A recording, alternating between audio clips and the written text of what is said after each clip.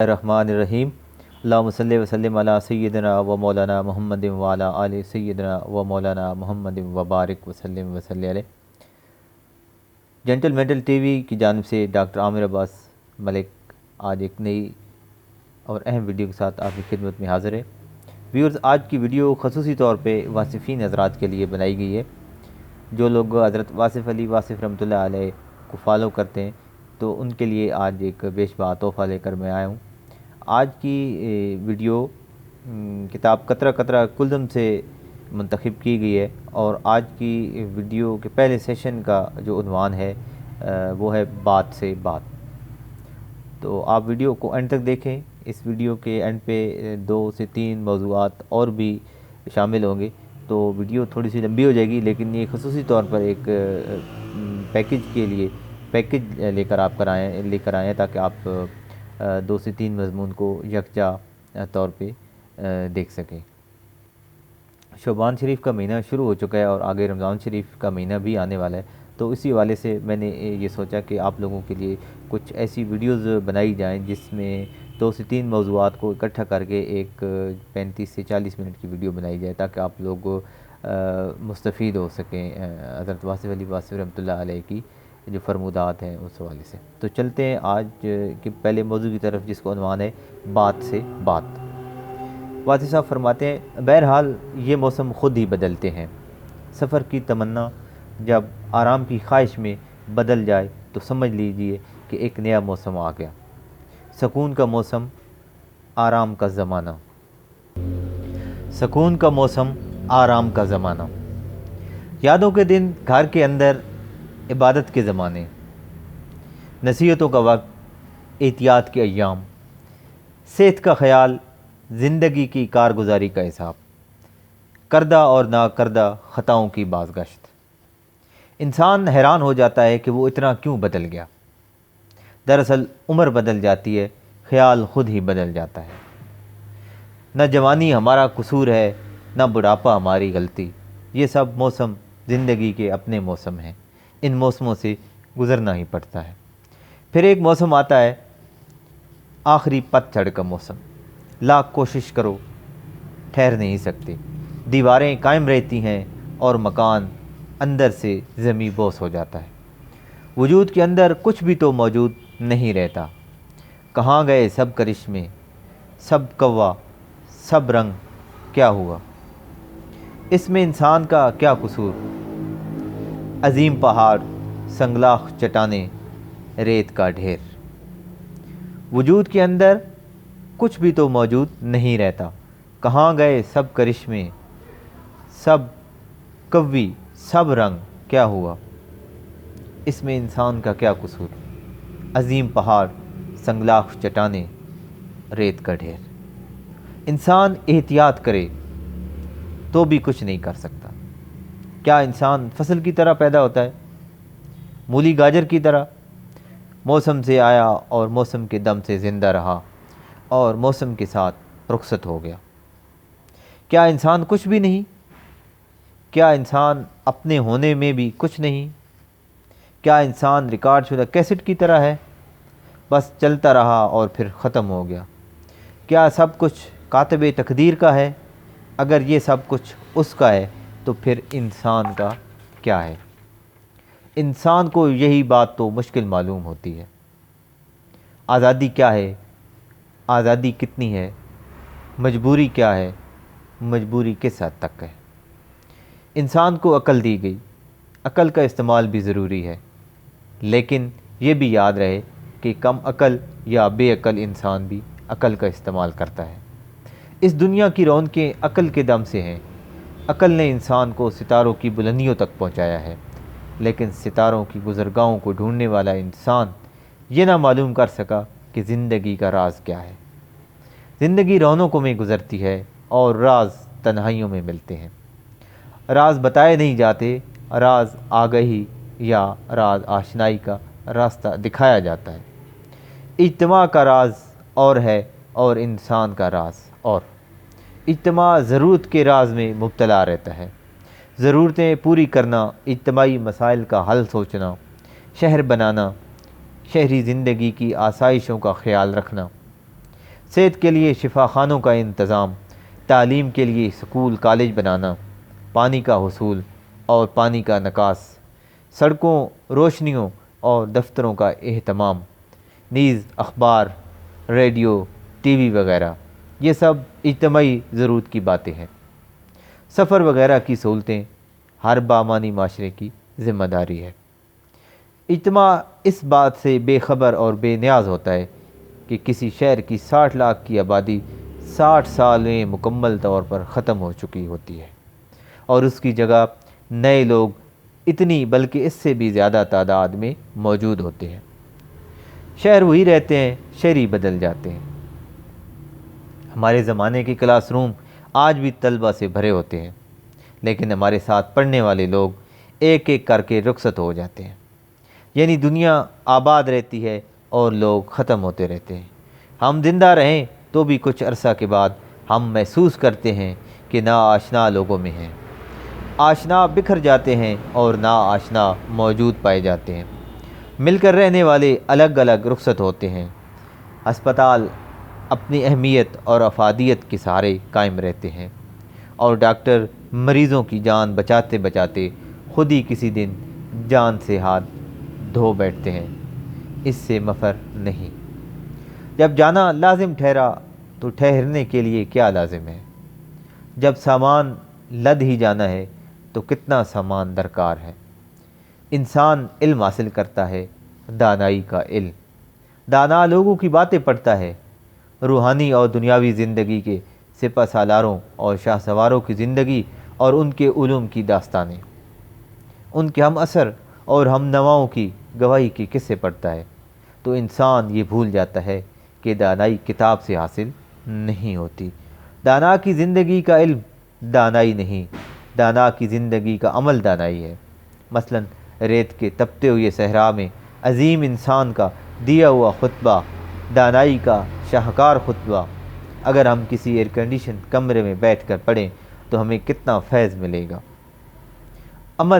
عمل کتابیں نہ ہو تو علم کے مطابق نہیں رہتا۔ راز کی بات تو یہ ہے کہ راز جاننے والے کا عمل ہی راز آشنائی کا ذریعہ ہے۔ اگر موسم بدل جائے تو خیال بدل جاتا ہے۔ شاعروں نے گھنگھور گھٹاؤں کو توبہ شکن کہا ہے، اور سورج سر پر ہو تو سجدہ بھی روا نہیں۔ یہ عجب بات ہے کہ انسان کی عبادت اوقات کے ساتھ ہے۔ نماز قائم کرنے کا حکم ہے اور اس کے وقت مقرر ہیں۔ ان اوقات کے باہر یا بعد نماز کی اجازت ہی نہیں۔ فجر کی نماز فجر ہی کو ادا کی جاتی ہے۔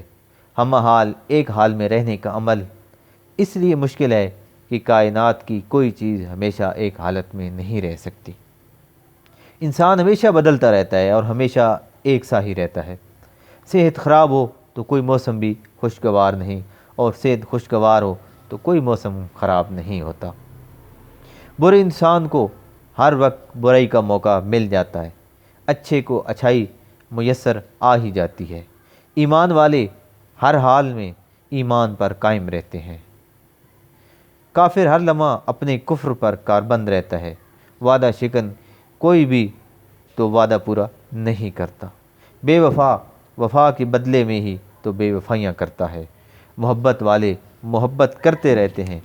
اہل دل حضرات ذرے ذرے میں دھڑکنیں محسوس کرتے ہیں، اور پتھر دل انسانوں کو احساس کی دولت سے محروم ہونے کا بھی احساس نہیں ہوتا۔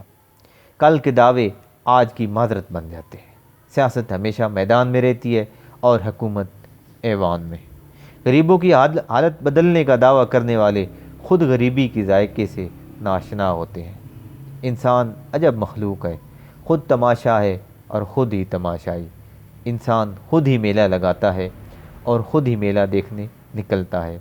ہجوم میں ہر انسان ہجوم کا حصہ ہے، اور ہر انسان اپنے علاوہ انسانوں کو ہجوم کہتا ہے۔ تنہائیاں اکٹھی ہو جائیں تو میلے بن جاتے ہیں، ننھے چراغ مل کر چراغاں بن جاتے ہیں۔ ایک زندگی کتنے ادوار سے گزرتی ہے، اس کا اندازہ لگانا بڑا مشکل ہے۔ بچپن کے کھیل۔ ایک زندگی کتنے ادوار سے گزرتی ہے، اس کا اندازہ لگانا بڑا مشکل ہے۔ بچپن کے کھیل، بچپن کے کھلونے، بچپن کے ساتھی چند دنوں کی بات ہے۔ دن گزر گئے، کھیل ختم ہو گئے، بچہ بھول گیا کہ اس نے کون کون سے کھیل کھیلے، کون کون سی آرزوئیں اور تمنائیں تھیں بچپن میں۔ بس وہ دن گئے اور وہ باتیں بھی بھول گئی۔ جوانی آئی، اپنے ساتھ نئے تقاضے، نئے ساتھی، نئی تمنائیں، نئے کہے، نئے آنسو، نئے عزائم اور نئے حوصلے لائی۔ نئے کہے، نئے آنسو، نئے عزائم اور نئے حوصلے لائی۔ پہاڑوں کی سیر، دریاؤں کے کنارے، باغوں کی بہار، سفر کے پروگرام، ہر وقت نئی بات، نئے خیال، نئی کتابیں، محنتیں، تعلیم، حصول مراد، غرض کے ایک نیا سلسلہ ہے جو جوانی کے نام پر انسان پر نازل ہوتا ہے۔ انسان چلتا ہے اور چلتا ہی رہتا ہے۔ بلند مقامات، مشکل مراحل، مہم جوئی، محنت طلبی، شعر و شاعری جوانی کے مشاغل ہیں۔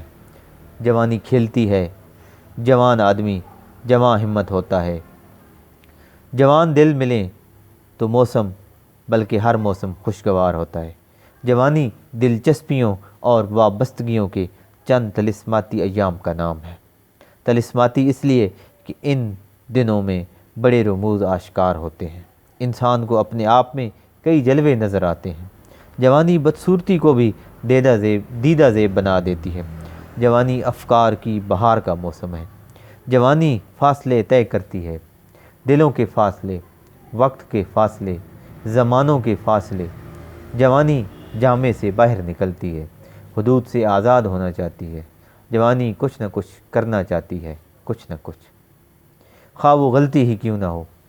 جوانی موج دریا ہے، کناروں سے ٹکراتی ہے اور کناروں سے نکل جاتی ہے۔ جوانی اپنے کرشمے دکھاتی رہتی ہے، دن کو چہرے دکھاتی ہے اور رات کو تارے دکھاتی ہے۔ جوانی کے پاس ایک انوکھا کرشمہ ہوتا ہے۔ جوانی انسان کے خون کی گرمیاں لے کر چپکے سے رخصت ہو جاتی ہے۔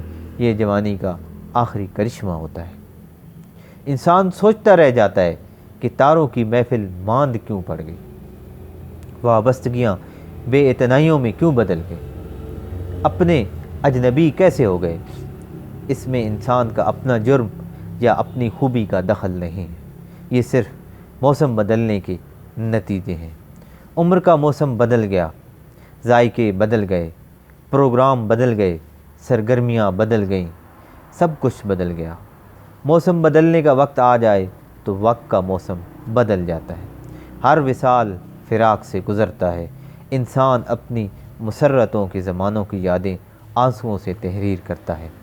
تاج محل جوانی کے غم کی تحریر ہے، اور یہ تحریر اتنی دل پذیر ہے کہ اس کی جاذبیت سے انسان غم بھول جاتا ہے۔ جوانی کا غم شاعر کے دل سے گزرے تو یہ غم نوائی سروش بن جاتا ہے۔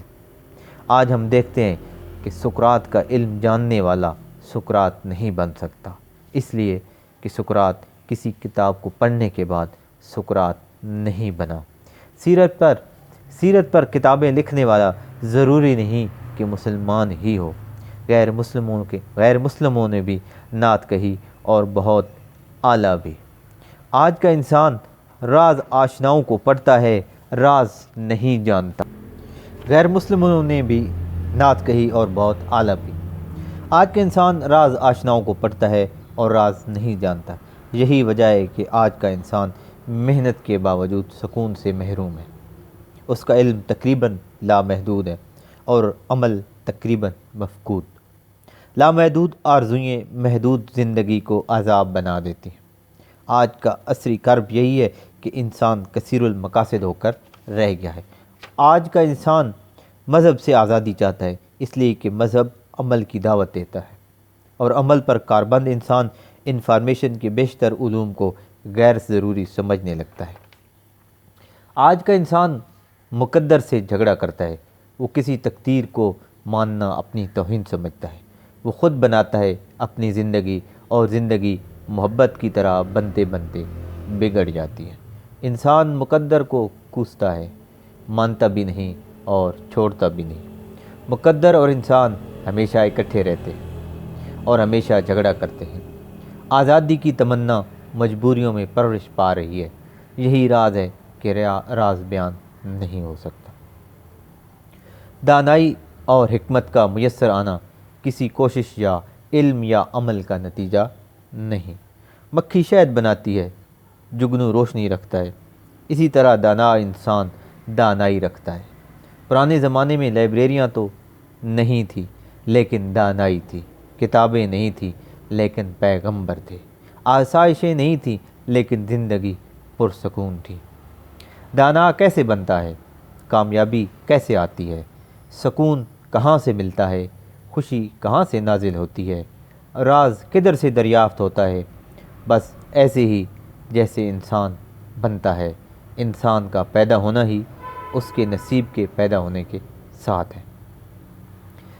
कभी कभी नेकी भी ऐसी आती है जैसे बारिश, कभी कभी बुराई एक रास्ते की तरह पाँव के नीचे आ जाती है। रात से दिन और दिन से रात, इज़्ज़त ज़िल्लत, तैनाती और माजूली होती ही रहती है। हम जिस पेशा में आज मुअज़्ज़िज़ हैं, ये भी किसी और रुख में नाकामी का नतीजा है। हम एक शोबे में सर धड़ की बाजी लगा देते हैं और जब हमें मालूम होता है कि और भी शोबे हैं दरियाफ़्त करने वाले, तो हम उलझ जाते हैं और ये उलझाओ खिर्द की गुत्थियाँ कहलाता है। वजदान और जुनून ना हो तो गुत्थियाँ नहीं सुलझती। मकसद हयात अमले हयात से भी मुख्तलिफ हो सकता है। राज हस्ती रौनक हस्ती के अलावा भी हो सकता है। नसीब और कोशिश यकजा भी हो सकते हैं और अलग अलग भी। इंसान और मुकद्दर की सुलह भी हो सकती है। कारज़ार हयात गुलजार हयात में भी बदल सकता है। अगर पैदा होने और मरने का इख्तियार इंसान को मिल जाए तो ज़िंदगी बनाने का इख्तियार उसका अपना है। अगर दुनिया की रौनकों में मेरे होने और ना होने से कोई फ़र्क नहीं पड़ता तो मुझे रौनकों से क्या हासिल? मेरी औलाद ना मेरे मनसब पर फायज़ हो सकती है, ना मेरे इल्म की वारिस, ना उसका ख्याल मुझ जैसा, ना उसका अमल मेरे अमल के बराबर। मेरी औलाद मुझसे अजनबी ही रहती है, फिर भी इस औलाद के लिए मैं क्या क्या जतन करता हूँ। कहाँ कहाँ से कैसे कैसे गुज़रता हूँ, किसके लिए? बेहिस के लिए। मैंने जिसके लिए भी जो किया उसे इसका एहसास नहीं। फिर मेरी ज़िंदगी का मकसद वो तो ना हुआ जो मैंने समझा, जो मैंने बनाया। मेरी मेहनत मेरे काम ना आई, दूसरों के क्या काम आएगी? फिर भी मेरा दावा है कि मैं ही सही हूँ, मेरा पेशा ही सही है। मेरी कार्रवाइयाँ और मेरे कारनामे ही अजाइबात ज़माना में से हैं। लेकिन मुझे कौन बताए कि ऐसा नहीं है। मैं किसी की सुनता नहीं, किसी की मानता नहीं। फिर वो दिन आ पहुंचा जब मेरे आमाल अपने नतीजे से गुज़र कर फिर वो दिन आ जाता है जब मेरे आमाल अपने नतीजे से गुज़र कर मेरे सामने आते हैं। अपना असल चेहरा जब अपने रूबरू आता है तो सब दावे धरे के धरे रह जाते हैं। हमें महसूस होता है कि हम वो नहीं थे जो हम बने हुए थे। हम बहरूप के स्वरूप में गुम थे। हम तारीफ़ सुनने के लिए झूठे मद्दाहों को इकट्ठा करते हैं और जब राज आशना मिल जाता है तो हम हैरत में गुम हो जाते हैं। हैरत में गुम होना ही राज के सुराग का नक्श अव्वल है। हैरत में गुम होना अपने आप में गुम होना है। जो अपने आप में गुम हो गया उसने अपना आप दरियाफ़्त कर लिया। जिसने अपना आप दरियाफ़्त कर लिया उसने राज दरियाफ़्त कर लिया। राज खुद दरियाफ़्त किया जाता है, बताया और पूछा नहीं जाता। जिसको राज मिल गया उसने ज़िंदगी में मौत और मौत में ज़िंदगी को देख लिया। कतरा कुलज़म आशना न हो तो करार कैसे पाए? अपने होने का मकसद अपने ना होने से पहले ही दरियाफ़्त कर लिया जाए। कम अज़ कम इतना तो जान लिया जाए कि मुझ में मेरा अपना अमल किस हद तक है और किसी और ताकत का अमल किस हद तक। वो ताकत अगर मुकद्दर या नसीब ही हो तो क्या हर्ज है। हुस्ने तदबीर ही अगर हुस्ने तकदीर हो जाए तो क्या बात है। ویورز، اگلا موضوع ہے ظلم۔ ظلم کا تعلق مظلوم کے احساس سے ہے۔ کسی ظالم کا کوئی عمل اس وقت تک ظلم نہیں کہلائے گا جب تک مظلوم اس عمل سے پریشان نہ ہو۔ دنیا میں ہونے والے بیشتر مظالم مظلوم کی پسند کا حصہ بنا دیے جاتے ہیں۔ بعض اوقات تو مظلوم اس ظلم کو برداشت کرنا اپنے ایمان کا حصہ سمجھ لیتا ہے۔ ظالم کا سب سے بڑا ظلم یہی ہے کہ وہ مظلوم کو ظلم میں رہنے کی تعلیم دے چکا ہوتا ہے۔ امیر بادشاہ غریب رعایا کو تسلیم، صبر اور رضا کی تعلیم دے کر اپنے مال کو محفوظ کرتا ہے۔ غریب کو صبر کی تلقین کرنے والا خود امیر رہنا پسند کرتا ہے۔ ظلم ہوتا رہتا ہے اور کسی کو خبر تو کیا، احساس تک نہیں ہوتا۔ امیر حکمران اپنے بچوں کو انگریزوں کے اسکولوں میں تعلیم دلواتے ہیں اور غریب عوام کو دین کا حوالہ دے کر سمجھایا جاتا ہے کہ ان کے بچے کسی دارالعلوم میں تعلیم حاصل کریں۔ درس نظامی سے فارغ التحصیل ہو کر غریبوں کے بچے کسی مسجد کے امام بن کر اس کے حجرے میں زندگی بسر کرتے ہیں اور امیروں کے بچے افسر بن کر حکومت کرتے ہیں۔ ظلم ہوتا رہتا ہے اور کسی کو محسوس نہیں ہوتا۔ اگر کوئی دانشور اس ظلم کی نشاندہی کرتا ہے تو اسے ملحد و زندیق کہہ کر بدنام کر دیا جاتا ہے۔ تعجب کی بات تو یہ ہے کہ ظلم سہنے والا، ظلم میں رہنے والا خود بھی ظالم کے ساتھ مل کر اس انسان کے خلاف ہو جاتا ہے جو اسے اس پر ہونے والے ظلم کی نشاندہی کرتا ہے۔ ظالم اپنے ظلم کو برقرار رکھنے کے لیے بڑے بڑے روپ دھارتا ہے، کبھی مسیحائی کا روپ، کبھی رہنمائی کا بہروپ، کبھی آشنائی کا انداز، کبھی محبت کا طلسم، کبھی تعریف کرنے والے کی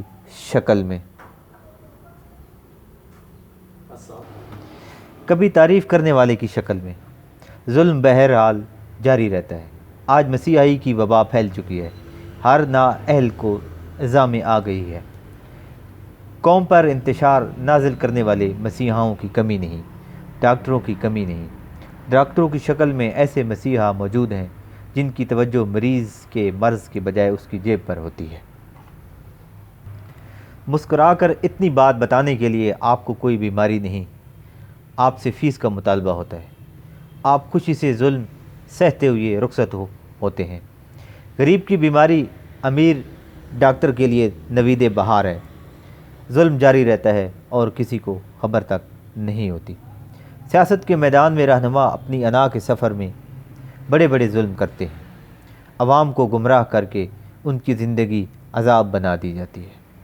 ایک ان پڑھ چھابڑی والے کو سیاست کے میدان کا شاہ سوار ہونے کی غلط فہمی عطا کر دی جاتی ہے۔ وہ بیچارہ ظلم برداشت کرتا ہے اور سمجھتا ہے کہ اسے بین الاقوامی سیاست کا مکمل شعور مل چکا ہے۔ وہ امریکہ مرد آباد کے نعرے لگاتا رہتا ہے اور چھابڑی کو بساط سیاست سمجھتا ہے۔ اس بیچارے پر ظلم ہو چکا ہوتا ہے اور وہ اس سے آگاہ تک نہیں ہوتا۔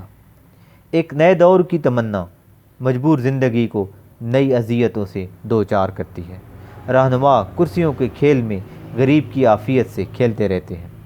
ظلم جاری رہتا ہے اور مظلوم کو احساس تک نہیں ہوتا۔ کچھ علماء دین زندگی کی بے معنویت کو اس حد تک بیان کرتے ہیں کہ محنت، کوشش، مجاہدہ اور صحیح کی لگن چھن جاتی ہے۔ علم کا ظلم سب سے زیادہ ہے۔ عذاب ہے وہ علم جو انسان کے کام نہ آئے۔ ظالم یہ عذاب مسلط کرتا ہے اور مظلوم اسے تعلیم کی ضرورت سمجھ کر قبول کرتا ہے۔ تعلیم حاصل ہوتی ہے اور ضرورت پوری نہیں ہوتی۔ تعلیم کا زیور گلے میں یوں لٹکتا ہے جیسے بیل کے گلے میں گھنٹی۔ وہ گھنٹی کی آواز سنتا ہے، خوش ہوتا ہے اور ظالم کی زمین میں ہل چلاتا ہے۔ وہ خود نہیں جانتا کہ اس کے ساتھ کیا ہو رہا ہے۔ تعلیم ہے تو روزگار کیوں نہیں؟ روزگار تعلیم سے نہیں، تعلقات سے نصیب ہوتا ہے۔ بے معنی تعلیم بد نصیب کا مقدر بن جاتی ہے۔ اس ظلم کی کسی کو خبر نہیں ہوتی۔ بہت خطرناک ظالم زندگی میں دوست بن کر آتا ہے۔ ایسے ظالم سے بچنا بہت مشکل ہے۔ جس کے پاس محبت کی تلوار ہو وہ معصوم دلوں کو محبت کے دام میں گرفتار کرتا ہے، ان سے کام لیتا ہے، کام نکالتا ہے، اور پھر ایک نامعلوم موڑ پر انہیں حوادث زمانہ کے حوالے کر کے شیطان کی طرح مسکراتا ہوا رخصت ہو جاتا ہے۔ ایسے ظالم کے لیے بد دعا بھی نہیں کی جا سکتی۔ وہ اپنا تھا، اپنا بنا ہوا تھا، اس کے پرانے خطوط ابھی محفوظ ہوتے ہیں، اور وہ ہر اخلاق کے قوانین کو بالائے طاق رکھتا ہوا جھٹک کر چلا جاتا ہے۔ ہم جس کی تعریف کر چکے ہوں اس کے ظلم کا بیان کس منہ سے کریں؟ بس ظلم ہو گیا، لیکن مظلوم ہمیشہ کے لیے خاموش رہ گیا۔ دراصل کسی شے سے اس کی فطرت کے خلاف کام لینا ظلم ہے۔ جو شے جس کام کے لیے تخلیق کی گئی ہے اس سے وہی کام لینا چاہیے، اس کے برعکس ظلم ہے۔ کسی انسان سے اس کے مزاج کے خلاف کام لینا ظلم ہے، جبر ہے۔ اس سے انسان کے اندر ایک حبس کی کیفیت پیدا ہوتی ہے، اس پر جمود طاری ہو جاتا ہے، اور پھر یہ جمود اندر ہی اندر لاوے کی طرح کھولتا ہے، پھر کسی نامعلوم لمحے میں ابل کر لاوا باہر آ جاتا ہے اور ہر شے کو اپنی لپیٹ میں لیتا ہوا تباہ کر دیتا ہے۔ مظلوم کی خاموشی ظالم کی عبرت کی ابتدا ہے۔ خاموش مظلوم خاموش طوفان کی طرح بڑا خطرناک ہوتا ہے۔ کسی انسان سے اس کے معاوضے سے زیادہ کام لینے کا نام بھی ظلم ہے۔ معاوضہ دینے والے کی ہستی کے مطابق ہونا ضروری ہے۔ سب سے بڑا ظلم کسی کی محنت کو رائیگاں کرنا ہے۔ کسی انسان میں وسوسہ پیدا کرنا بھی ظلم ہے۔ قوم کو تذبذب میں گرفتار کرنا ظلم عظیم ہے۔ کسی راہی کو سفر کے دوران اس کی مسافرت سے بیزار کرنا ظلم ہے۔